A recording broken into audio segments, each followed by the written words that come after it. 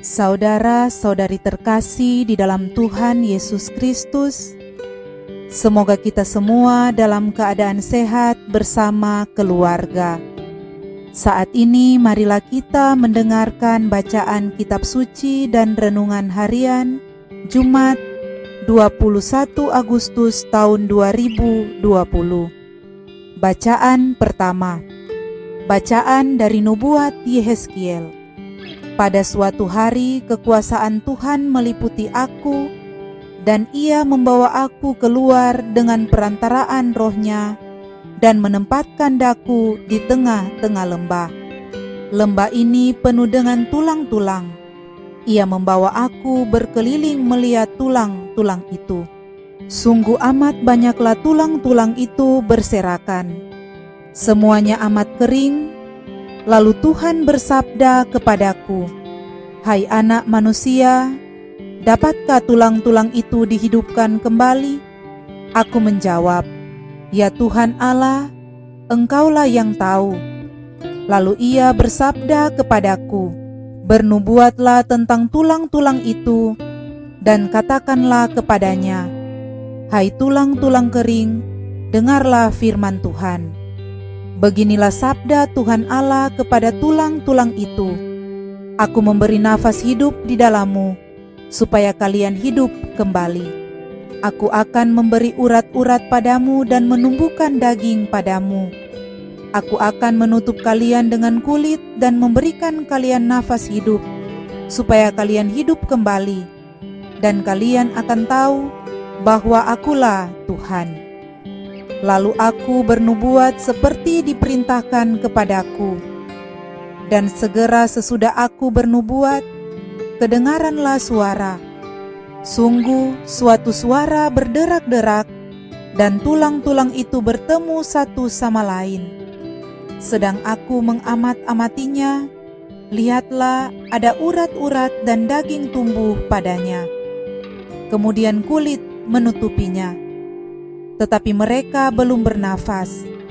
Maka Tuhan bersabda kepadaku, "Bernubuatlah kepada nafas hidup, bernubuatlah hai anak manusia, dan katakanlah kepada nafas hidup itu, beginilah sabda Tuhan Allah, Hai nafas hidup, datanglah dari keempat penjuru angin, dan berembuslah ke dalam orang-orang yang terbunuh ini, supaya mereka hidup kembali." Lalu aku bernubuat seperti diperintahkan Tuhan kepadaku, dan nafas hidup itu memasuki mereka, sehingga mereka semua hidup kembali. Mereka tegak berdiri seperti pasukan tentara yang sangat besar. Kemudian Tuhan bersabda kepadaku, "Hai anak manusia, tulang-tulang itu ialah seluruh kaum Israel. Sungguh, mereka sendiri berkata, tulang-tulang kami sudah menjadi kering, dan harapan kami sudah lenyap. Kami sudah hilang. Maka bernubuatlah dan katakanlah kepada mereka, beginilah sabda Tuhan Allah. Sungguh, aku akan membuka kubur-kuburmu dan membangkitkan kalian dari dalamnya, hai umatku.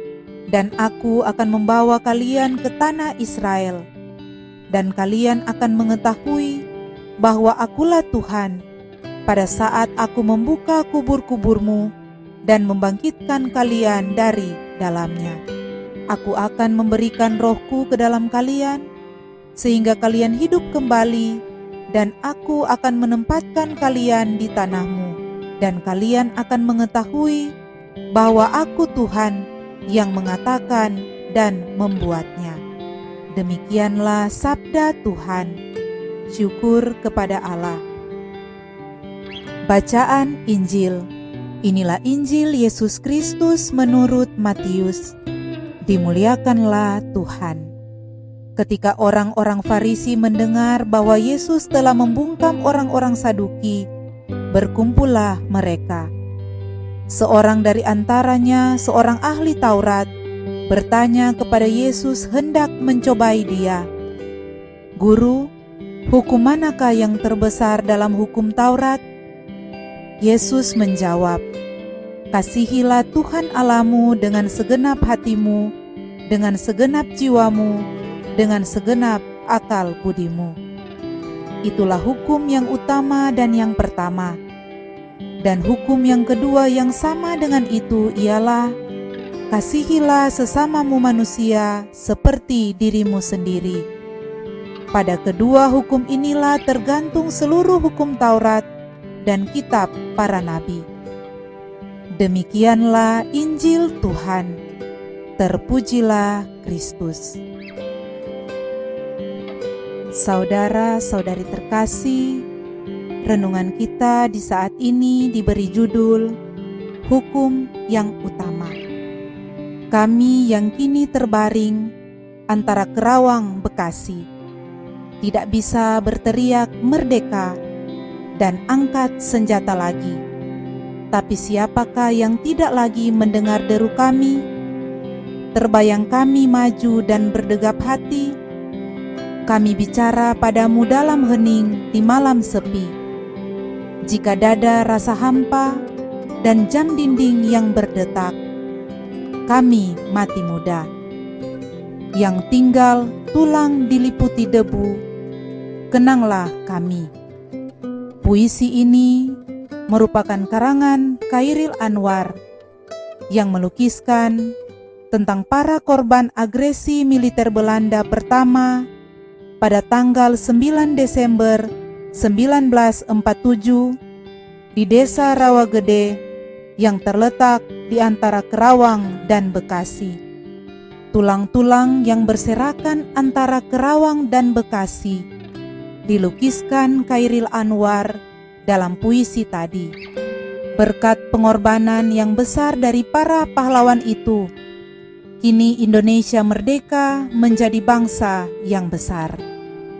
Saudara-saudari terkasih, dalam bacaan pertama dalam nubuat Nabi Yehezkiel, Nabi Yehezkiel melihat penglihatan tulang belulang Israel yang kemudian berkat kuasa Tuhan berubah menjadi pasukan bala tentara yang sangat besar. Kuasa Tuhan membuat tulang-tulang itu saling bertemu, kemudian terbentuk kerangka manusia, lalu tumbuh daging dan ditutup dengan kulit, tetapi masih mati. Lalu Tuhan Allah berfirman kepada tulang-tulang itu, Aku memberi nafas hidup di dalammu, supaya kamu hidup kembali.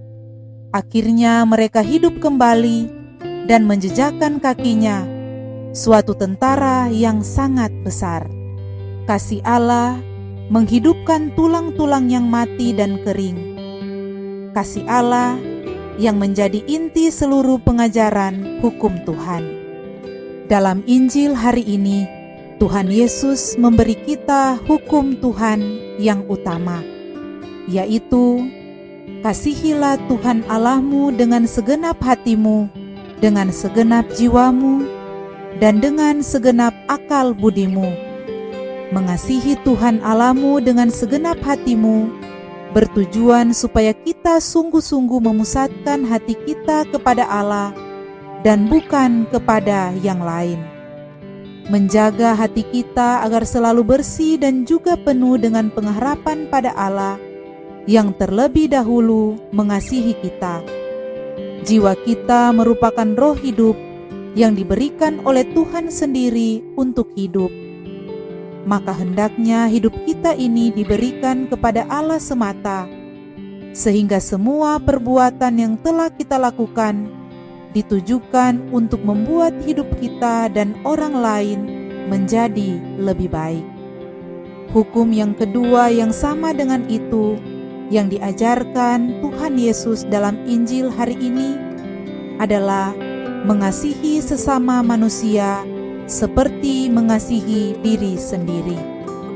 Mengasihi orang lain harus keluar dari pengalaman pribadi kita, yang juga harus pernah merasakan cinta yang sempurna dari Tuhan Yesus, agar cinta dan perhatian yang kita berikan kepada orang lain benar-benar memberi kebahagiaan yang baik. Saudara-saudari terkasih, Tuhan Yesus hari ini sungguh memberikan hukum yang lain daripada yang lain di dunia ini, hukum yang menyelamatkan dan jauh dari kepentingan pribadi ataupun kepentingan golongan, hukum yang memberikan pemahaman dan praktik yang baik bagi semua orang, serta memberikan jaminan keselamatan dari Tuhan. Marilah kita selalu menjalankan hukum yang diberikan Tuhan kepada kita dengan sepenuh hati.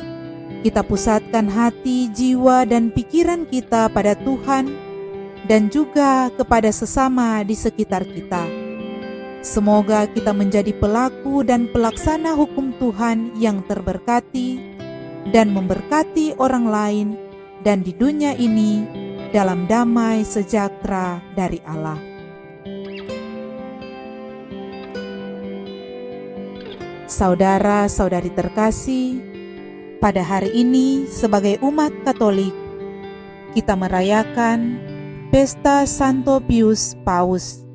Paus Pius ke-10 lahir di Italia pada tanggal 2 Juni 1835 dalam suasana kemiskinan sebuah keluarga petani sederhana. Pada tanggal 18 September tahun 1853, ia ditabiskan menjadi imam. Karir imamatnya dimulai dari paroki Tombolo, Italia, lalu menjadi staf pengajar dan rektor di seminari Treviso. Perannya yang cukup besar dalam seminari ini mengantarkan Paus Pius menjadi uskup. Ketika menjadi uskup, ia banyak membaharui kehidupan para imam dan seminari. Ia pun melakukan banyak kunjungan pastoral dan banyak berkhotbah untuk mengembalikan umatnya kepada penghayatan iman yang benar. Keberhasilan karya dari Paus Pius membuat Paus Leo ke-8 mengangkatnya menjadi kardinal. Ia pun melaksanakan tugasnya dengan baik, sehingga sepeninggal Paus Leo ke-8, ia terpilih untuk menjadi paus selanjutnya. Paus Pius ke-10 terkenal tegas terhadap aliran-aliran yang bertentangan dengan ajaran gereja, serta giat menghidupkan kembali ibadat umat, terutama musik liturgi, penerimaan komuni kudus setiap hari dan juga devosi terhadap Bunda Maria. Paus Pius meninggal dunia pada tanggal 20 Agustus 1914. Ia meninggal dalam kesederhanaan yang patut diteladani dengan kata-kata dalam surat wasiatnya yang dituliskan begini: "Saya dilahirkan miskin, saya hidup miskin, dan saya ingin mati secara miskin pula." Marilah kita belajar dari Paus Pius yang menjaga iman yang benar dan mempersatukan segalanya di dalam Kristus. Semoga demikian. Amin.